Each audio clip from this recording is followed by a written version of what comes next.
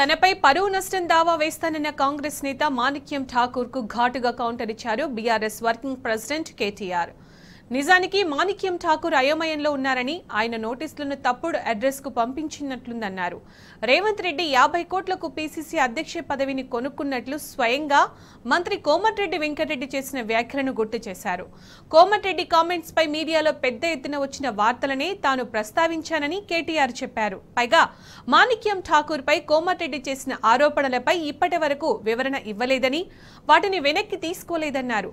మీరు పంపే పరువు నష్టం నోటీసులను కోమటిరెడ్డి వెంకటరెడ్డికి పంపిస్తే బాగుంటుందని సూచించారు కేటీఆర్. నా చిరునామాకు కాకుండా మీ ప్రభుత్వంలో సచివాలయంలో కూర్చున్న కోమటిరెడ్డి వెంకటరెడ్డి కార్యాలయానికి పంపించాలన్నారు.